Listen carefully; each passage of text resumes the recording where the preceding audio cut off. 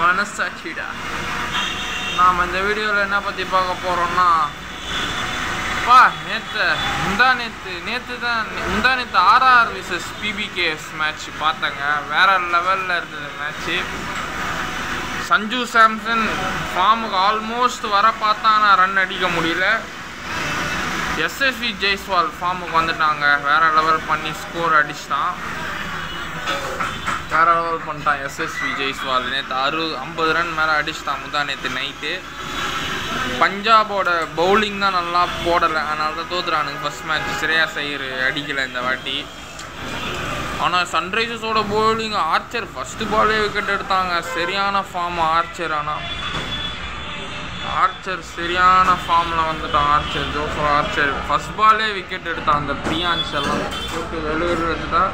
ஆனாலும் பிரீத்தி சிந்தா மேடம் அவனை சந்தீப் சர்மா பாராட்டினாங்க. ஏன்னா முன்னாள் பஞ்சாப் பிளேயர்லாம் அவனை பாராட்டி அவனுக்கு ஒரு ஹக்மெண்ட் கொடுத்து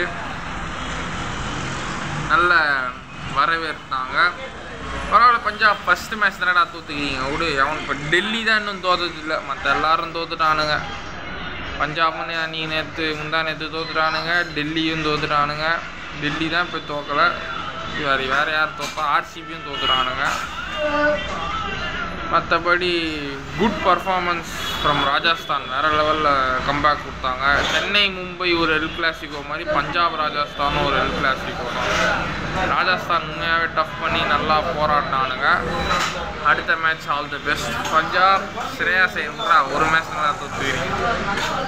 ஆனால் கீழ்கிஸ்தானுங்க ராஜஸ்தான். சிம்ரான் ஹெட்மேயர்லாம் ஸ்கோர் ரொம்ப 204 அடிச்சிட்டானுங்க ராஜஸ்தான், பெரிய ஸ்கோர். அதனால பஞ்சாபோட சேஸ் பண்ண முடியல. முதல் ஹோம் கிரவுண்ட் மேட்ச்சு பாவம் பஞ்சாப் தோத்துறானுங்க.